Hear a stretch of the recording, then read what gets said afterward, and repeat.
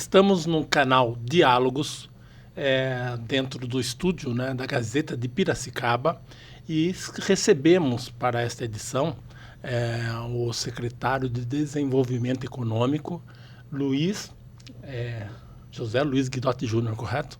Então, estamos aqui com uma figura ilustre que tem uma função extremamente difícil na secretaria, que é acompanhar e também propor alternativas para o bom desempenho econômico da cidade, com geração de emprego, capacitação profissional, enfim. Então, é com esse profissional de alta qualidade, conhecido na cidade pelo seu trabalho desenvolvido já no setor privado, que vamos conversar agora.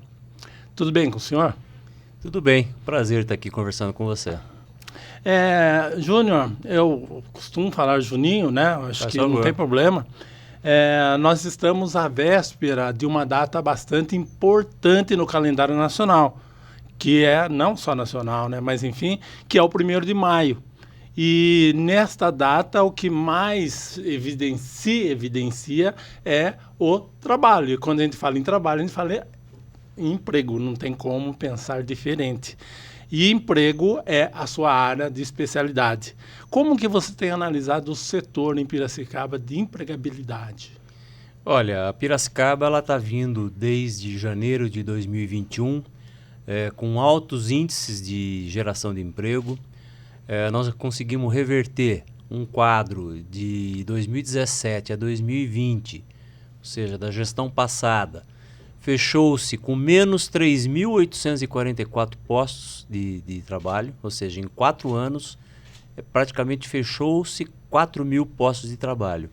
E de 2021, janeiro de 21 a janeiro de 23, já são 16.000 postos de trabalho com contratação positiva. Então, Piracicaba vive hoje um bom momento, com altos índices de contratação. A indústria sempre é a mola propulsora que puxa as contratações, está disputando bastante com o serviço. Piracicaba é uma cidade com grandes movimentos na área de serviço. Então, diria que 16.000 empregos gerados em 2 anos são poucas as cidades que conseguiram tamanha colocação, tamanha proeza. Quando você observa a gestão anterior e compara com essa, você teria uma explicação para essa mudança de perfil ou mudança de qualidade de desenvolvimento do setor? É uma questão de competência ou algum fator histórico também colaborou para essa diferença? Olha, são 2 questões. Uma é a questão do país, né? Então, de fato, 2017, 2020, o Brasil ele não teve tanta geração de emprego como teve 2021 para frente. Embora 2020, 2019 e 2020, os índices nacionais já começaram a subir. Então, já começou, no governo federal passado, já começou a haver cair os índices de desemprego, né? Mesmo com a pandemia? Mesmo com a pandemia. No caso, esse é um fator. E outro fator é que nós estamos fazendo um trabalho muito forte na atratividade de novas empresas, de novos negócios para Piracicaba. Então isso eu acho que tem feito bastante diferença para que dê esses números que nós estamos conseguindo. Então, o governo do prefeito Luciano Almeida tem trabalhado incansavelmente no aspecto de trazer novas empresas, trazer novos investimentos para a cidade de Piracicaba. Qual o argumento-chave para que haja esse sucesso de atratividade? Olha, o primeiro ponto é que por todas as questões da cidade, né, Piracicaba, pela posição estratégica, pelos parques industriais consolidados, mas principalmente por você ter ativamente uma secretaria que busca esses novos investimentos. A gestão passada, nos 4 últimos anos, eles não fizeram isso.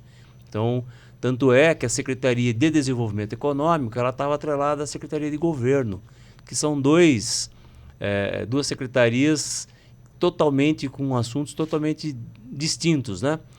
Hoje não, hoje a Sendetur foi criada, foi a primeira reforma administrativa do governo Luciano, é uma secretaria voltada para o desenvolvimento econômico, com geração de trabalho, com geração de renda e o turismo.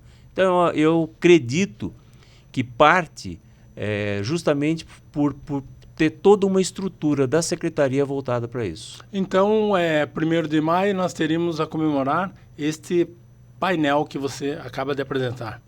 Olha, 1º de maio, diria que Piracicaba tem muito a comemorar. Então já são, em 2 anos, 5 bilhões de reais de novos investimentos na nossa cidade. São indústrias que estão vindo para cá. E esses números que nós falamos, que eu coloquei agora, que são 16 mil novos empregos gerados de janeiro de 21 a janeiro de 23, não está ainda acreditado os que virão fruto desses novos investimentos que foram anunciados, porque são plantas industriais que começam que iniciam agora, né? É o caso da Klabin, por exemplo. É o caso da Klabin. Então, a Klabin, ela vai chegar no pico dessa obra com mais de 1.000 pessoas. A fábrica, ela vai ter em torno de 400 a 600 pessoas contratadas, mas o canteiro de obra dela está iniciando, está começando. Então, essa geração na Klabin em si ainda não começou. Eu conversei com o pessoal da Klabin a respeito da arte que deve ser feita nessa rodovia que leva até São Pedro, não é? E ali vai ser feito por um órgão do governo o estudo em parceria com a Eixo. A Eixo parece que está desenhando isso, esse projeto ou pré-projeto. Você acha que vai dar tempo hábil para que essa rotatória seja construída também para o escoamento da produção da Klabin? Olha, tudo dentro do cronograma? Ela não é uma rotatória, ela é a extensão do anel viário, né? Então, o anel viário já está previsto no projeto da Eixo, quando foi feita a concessão da Eixo. Então, ele está previsto para acontecer até o ano de 2043. Estava previsto, né? Isso, está previsto, tá o contrato está previsto. E o prefeito Luciano Almeida está trabalhando pesado em cima disso para que isso seja antecipado. Havia já o compromisso do ex-governador Rodrigo Garcia de se fazer essa antecipação.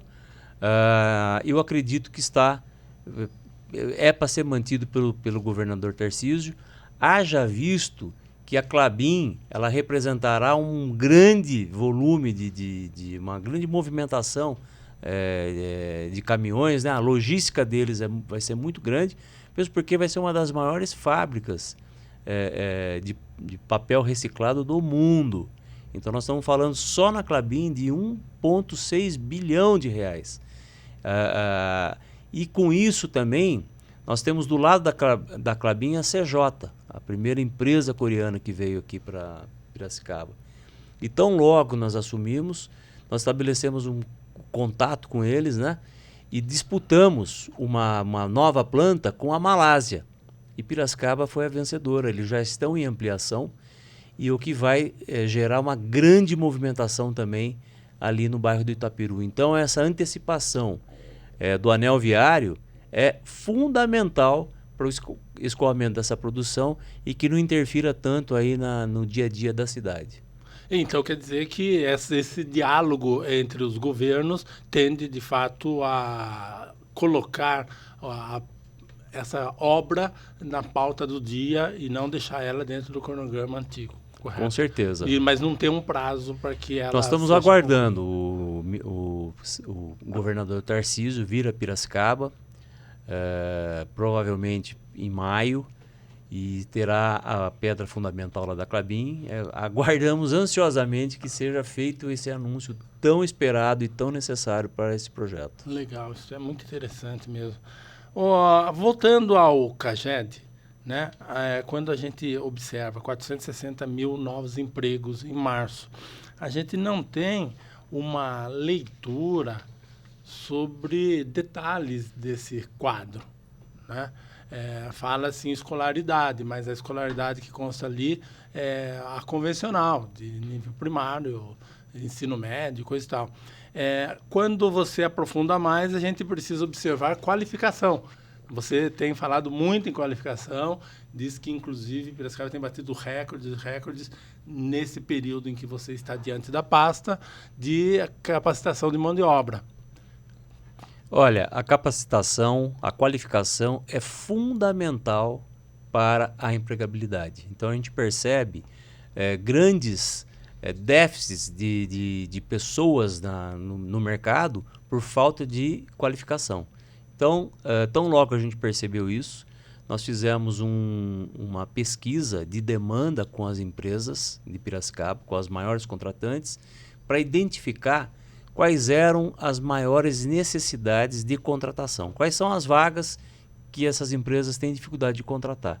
Mapeamos lá uma série de vagas, de funções, e com isso a gente contratou, nós fizemos a maior contratação de cursos de qualificação da história de Piracicaba. Contratamos o Senai, contratamos o Senac para qualificar a mão de obra do piracicabano. Isso a gente tem feito com muito sucesso. O ano passado foram em torno de 500 vagas, elas foram rapidamente preenchidas, e o que nos dá assim, muita satisfação é que a grande maioria das pessoas que foram atrás desses cursos de qualificação, elas já estão empregadas. E agora, esse ano aqui, nós vamos dobrar. Serão em torno de 1.000 vagas de qualificação. Então, a palavra qualificação é a chave da empregabilidade. Ou seja, o mercado hoje não contrata mais um funcionário que não tenha o mínimo de qualificação. Então, a qualificação ela é essencial para quem busca uma colocação. Inclusive porque isso está muito relacionado ao salário pago ao profissional, né? Senão você tem muita gente trabalhando, mas a renda per capita baixa na média, né, junto a esse público. E renda per capita é um sinalizador interessante de enriquecimento da cidade, né? Senão você fica só com salários baixos, aqueles que não são os qualificados. Exatamente. Quanto maior a qualificação, maior vai ser o seu salário, maior vai ser o ganho, e aí a economia da cidade gira melhor. Você sabe, Romualdo, que Piracicaba ela é uma grande importadora de mão de obra. Então é só você ficar aí na entrada das cidades, dos distritos industriais, você vê a quantidade de pessoas que chegam de ônibus e van de outras cidades para trabalhar nas nossas indústrias. Então, esse trabalho que nós temos feito de qualificação é algo que é uma das metas aí do governo Luciano Almeida, qualificar o máximo possível de pessoas para que o piracicabano consiga, de fato, uma boa colocação nas nossas indústrias. Essa interface com as cidades da região, ela está também, a interface está prevista na região metropolitana de Piracicaba. Ou seja, a gente tem que pensar regionalmente. Isso, também, não é? Também. Piracicaba, ela com a região metropolitana, ela passa a ser uma sede de uma região de 1,5 milhão de pessoas, são 24 cidades, e ela é, de fato, a sede, né? Nós temos o nosso sistema de saúde aqui de Piracicaba, ele atende grande parte das cidades do seu entorno, e assim como é a questão do emprego. Então, muitas pessoas dessas cidades que não, às vezes não é nem só da região metropolitana, né? Então você pega Americana, Santa Bárbara, Nova Odessa, Sumaré, claro, que são da região metropolitana de Campinas, mas estão aqui, essas pessoas vêm até aqui para trabalhar. Interessante. Vocês fizeram também um trabalho direcionado, né? Uma campanha direcionada para empregar mulheres. Esse é um problema grave na sociedade, acho que não é uma questão específica de Piracicaba, mas o predomínio dos homens no mercado de trabalho. E em março, o resultado já identifica uma certa mudança desse raciocínio. No mês de março, nós fizemos uma série de atividades voltadas para a mulher, na qualificação, palestras, eventos. E aí nós temos um projeto na secretaria que é o Emprega Pira. E aí a gente fez um Emprega Pira específico para as mulheres. Então nós pegamos a maior parte das empresas com vagas em aberto para o público feminino, fizemos esse mutirão do emprego, foram mais de 200 contratações. Isso já, como você disse, já surtiu efeito no CAGED do mês de março, divulgado agora, que pela primeira vez as mulheres foram o maior número de contratados do que os homens. Então, eu acredito que não seja uma coincidência, é o número real de uma ação direta que nós fizemos e surtiu esse efeito. As outras instituições, outras entidades também estão trabalhando para a empregabilidade, né? E também qualificação, especialmente, para que seja um emprego de padrão mais elevado, né? Com salário melhor. O Cimesp tem feito isso, você tem a Eric Klinger também fazendo isso, tudo, o próprio Senai e Senac, o SEST, que é do transporte, a CIP. Isso. Então, esse pool de instituições, digamos, voltadas para resolver um mesmo problema, tende a potencializar e muito essa preocupação da Secretaria. Eu acho que são uma comunhão de esforços aí no aspecto de gerar o maior número possível de qualificação. Então, a gente vê, porque a prefeitura sozinha ela não consegue dar vazão, ela não consegue fazer, né? Então, o Cimesp é um grande parceiro nosso, a CIP é um grande parceiro da prefeitura, o SESC, o SENAC, o SENAI, o SEBRAE. O próprio Sindicato dos Metalúrgicos. Sindicato dos Metalúrgicos. Então, são todos buscando, cada um fazendo a sua parte, né? Porque a gente não consegue, como prefeitura, atingir todo o público desempregado para qualificar e para que essas pessoas consigam a qualificação. Até porque a qualificação ela é muito seccionada, né? Ou seja, é por nicho de atividades. Em algum lugar, a TI é elevado. Outros, a especialidade é na habilidade profissional mesmo em si. Tem muito assim, dentro das funções mais requisitadas, por incrível que pareça, a gente tem muito trabalho manual, né? Você pega o trabalho do próprio metalúrgico, operar um torno, operar uma caldeira, isso aí exige, além do conhecimento técnico, é mão de obra mesmo, é o famoso colocar a mão na massa. Porque né? É customizado muita encomenda, inclusive, não é? Com certeza, porque Piracicaba o setor metal mecânico de Piracicaba, ele é muito diversificado, né? Então nós temos empresas do segmento do sucroalcooleiro, né? A Dedini, que é a grande pioneira na indústria sucroalcooleira de Piracicaba, e com isso várias outras indústrias que acabaram se derivando da Dedini, mas como também temos outro lado, que é o parque automotivo. Que aí já a TI é elevadíssima. Exatamente, que é a indústria automotiva, então é muito diversificada a nossa indústria. Tá. Até a de montagem, né? Que seria uma terceira via aí dentro dessas possibilidades de desenvolvimento econômico, que é outro tipo de capacitação também, né? São várias frentes, né? Então, para cada função, para cada nicho específico, exige um tipo de qualificação. Agora mesmo nós anunciamos em dezembro, aquela que vai ser talvez a segunda ou terceira maior contratante de Piracicaba, que é uma empresa ligada ao Banco Santander, que é a SX Tools. São 3.000 novos empregos aqui que vão ser gerados em Piracicaba, mas vagas altamente qualificadas. Na área de TI, engenharia mecânica, engenharia elétrica, engenharia agronômica, economia, contabilidade, administração de empresas. Então, um leque muito grande que vai ter nessa nova contratação da SX Tools, e que ela exigirá também muita qualificação, além da formação acadêmica que a pessoa tem que ter, né? Entendi. Agora, no plano da indústria, nós temos visto, apesar desse crescimento anunciado, nós temos visto gargalos graves, inclusive a tendência para os próximos meses ou é de estagnação ou até mesmo de queda. No CAGED de março, a gente já observa essa queda da indústria.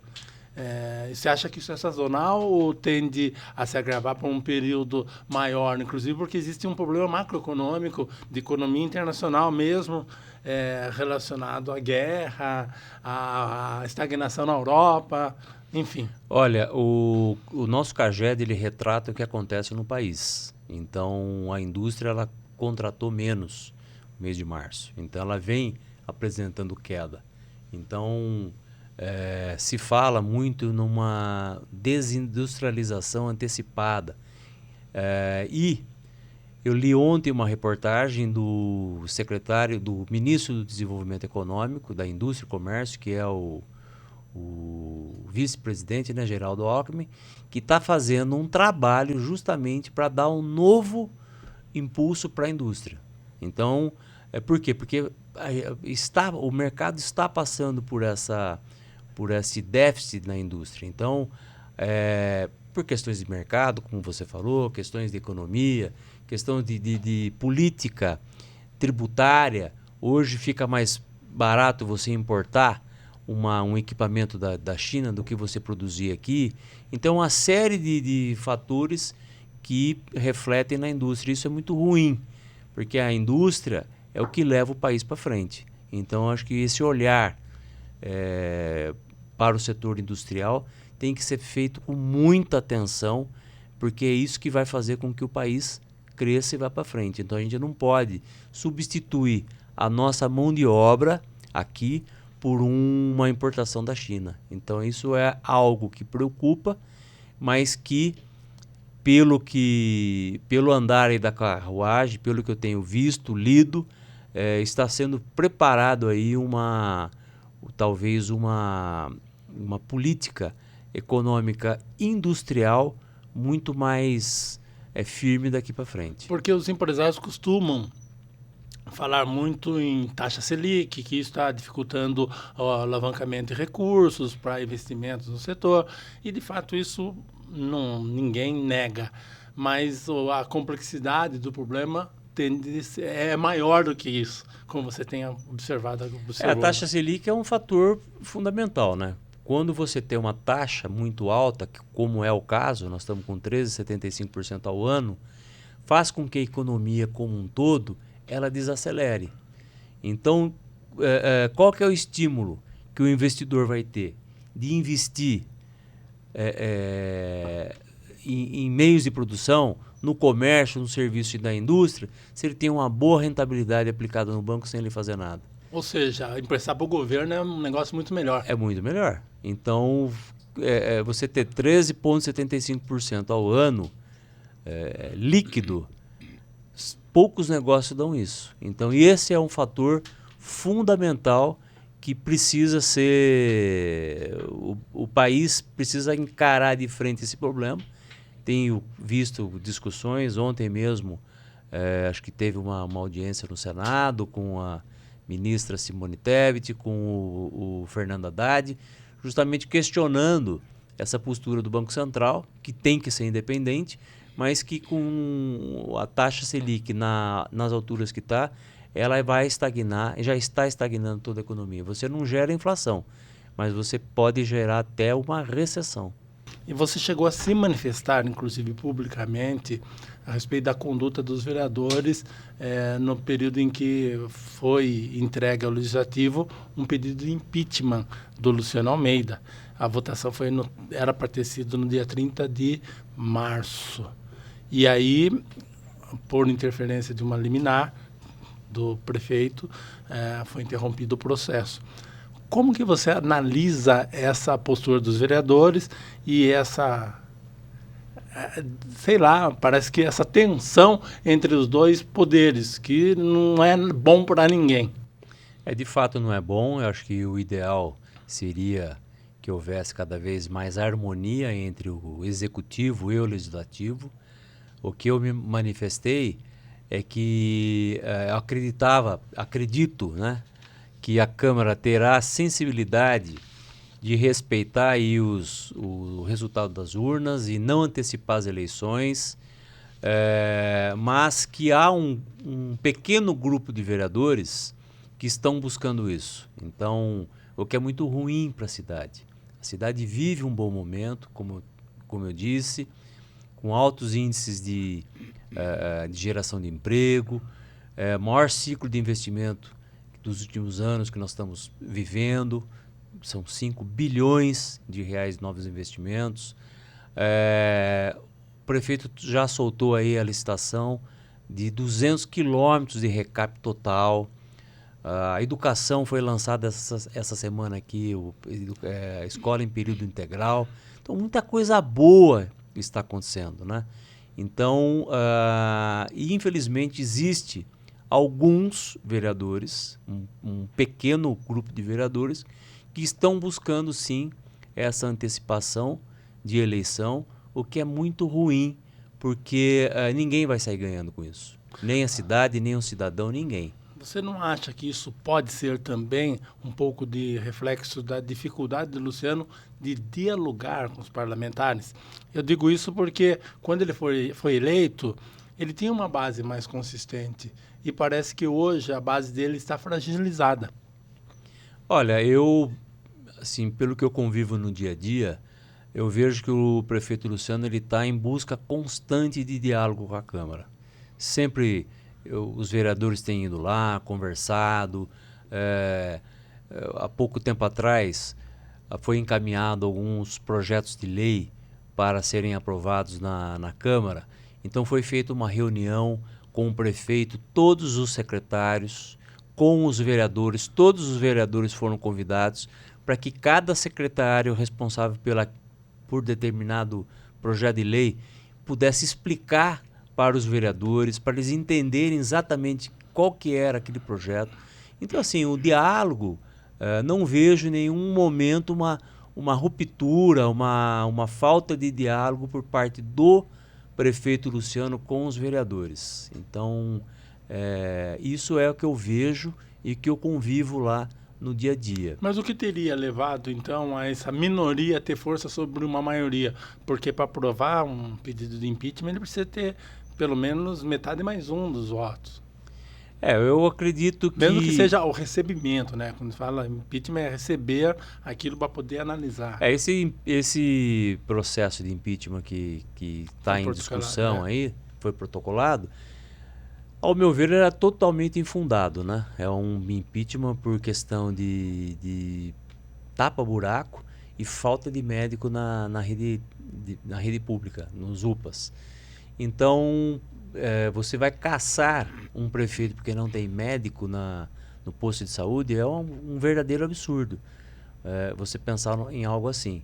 Hoje, essa dificuldade existe de médicos, né? Não tem médico, falta de médico na rede pública, justamente por questão de salário, porque o salário do prefeito ele é limitado, né? Então você não pode ultrapassar o teto desse salário, o que está muito baixo hoje para o mercado. Então você não consegue contratar. Então teve um concurso público aí que precisava contratar 100 médicos, eu acho que 20 fizeram concurso, 3 se apresentaram e um ficou. Então, voltando à questão, você tem também o fator tapa-buraco que você chamou, mas o que está apontado no processo é a diferença de forma de contratação da mesma empresa pelo SEMAI e pela Semusel, digamos assim. Então, ali que, para um leigo como eu,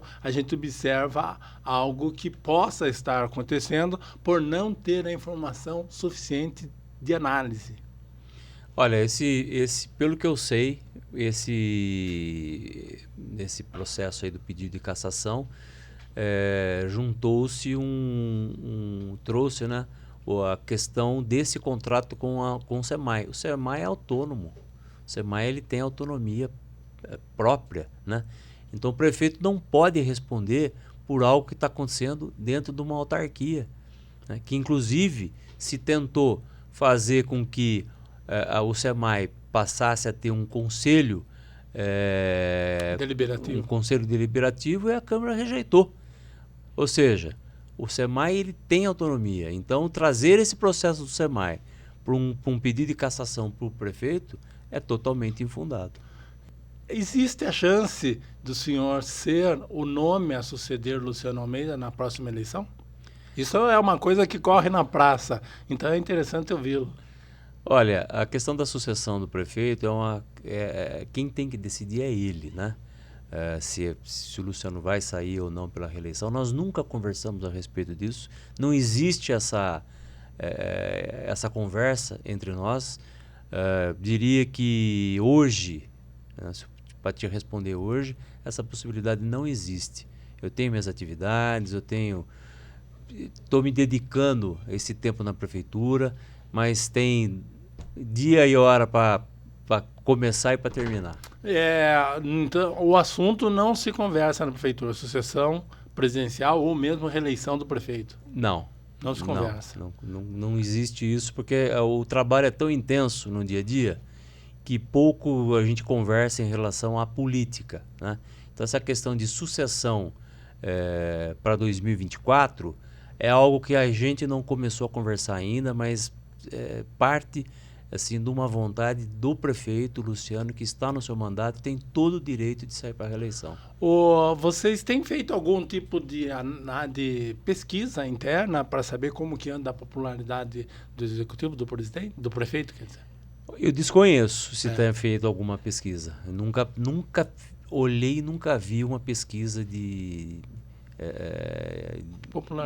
popularidade. Tá bom. Não sei se é feito isso. Então, Guidotti Júnior, você poderia fazer agora suas considerações finais. Olha, agradeço muito a oportunidade de estar nesse bate-papo aqui com vocês. Diria que a cidade está indo muito bem. Todas as críticas que vêm em cima do prefeito são críticas voltadas. A gente percebe que há uma rede aí de contatos estabelecida em rede social que é para criticar, mas que a grande parte da população, eu vejo no meu dia a dia, converso com as pessoas que eu converso, né?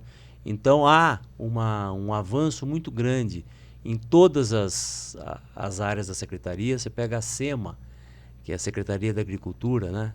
Lá da Nancy.